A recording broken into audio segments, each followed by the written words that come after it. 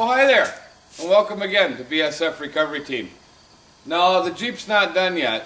We still got a lot of work to do to it. The brakes need attention, and, well, when I parked it 10 years ago, it was only driving on the front axle. But we got to get it out of the garage so I can get the wrecker in and get some work done before an event this weekend. Meanwhile, let's take a look at how we got that buggy off of the cliff. If you watched our last rock race video, you'll notice that we kind of left this buggy and you hanging off the cliff. Well, we won't keep you in suspense any longer. We'll show you how we got the buggy off of the cliff. And when I mean we, I don't just mean the BSF recovery team this time. At the Memorial Weekend Off-Road Rally, the Minnesota Go Four-Wheelers have more than just the BSF recovery team members dedicated to recovery. Because I had already done the first recovery during the rock race, it was now Randy's turn. So Randy headed up to the top of the rocks with his wrecker, while I positioned mine at the bottom. That was in case we needed a cable at both ends to get the buggy down safely.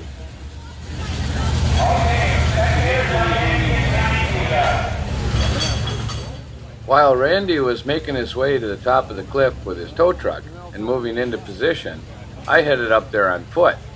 When I got to the top, I had to catch my breath for a minute before I could look at the situation. After a closer look at the situation, we decided that just one cable from the top should bring the buggy back over onto its wheels. As Randy was winching the buggy back onto its wheels, I kept a close eye on the bottom side to make sure that we weren't wrecking the buggy anymore, like ripping the whole rear axle out from underneath it. All I said was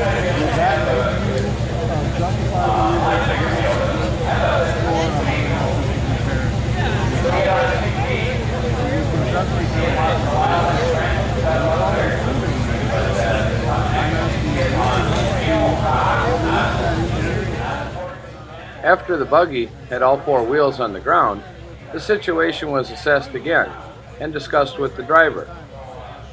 The driver did not want to fire up the buggy till he had a chance to pull all the spark plugs and make sure that none of the cylinders were hydrolocked with oil.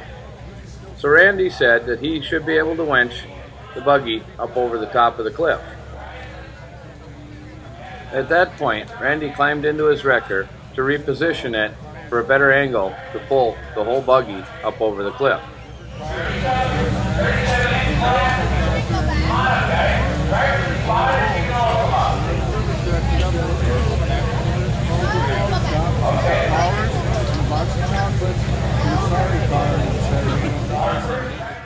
After the rock buggy was again secure on the hook, then the driver climbed in so he could steer as it was being winched over the cliff. But without the engine running, he was only able to steer the front wheels. So again, I kept a close eye on the rear axle to make sure it didn't get caught anywhere. the wheel with 80,000. My business partner's personal pickup to tow the little trailers to Tennessee to keep her happy. You know, I mean, in a small town, that's what you gotta do. And she keeps coming back.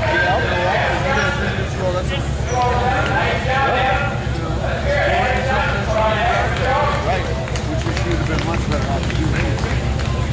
So that was your name they were trying to call so they could get your crowd pleaser award, but you didn't. No, he didn't know. Go up there right now. After the buggy was up over the top of the cliff and now on relatively flat ground, the driver started to work on it. And since he was the last competitor in the rock race was now over. So Randy came down off of the rocks and headed back to the trail shack. But our work wasn't quite over. If you remember, we had this Ford that we had to drag off of the rocks with a broken front end. We headed over to where we left the Ford to see if he was able to make repairs or if he needed a tow back to his campsite. We soon found out that he had broken the whole hub and spindle cone right off of the steering knuckle. So it was obvious he was going to need a tow.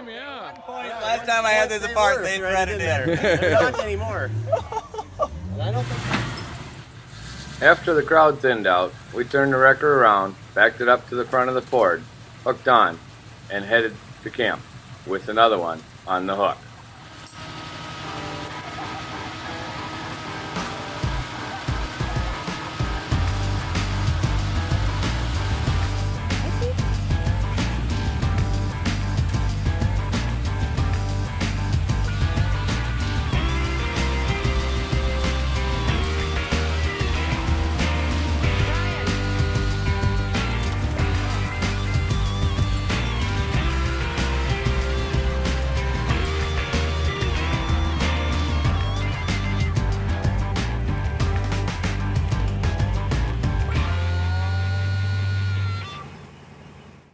Well, hi there. You're back. Well, we got the wrecker in the garage, and to be totally honest with you, we got some serious work to do before our next event, which is in 3 days. You see, the wrecker's making quite a bit of noise coming out of the rear differential, and it won't drive the rear wheels anymore.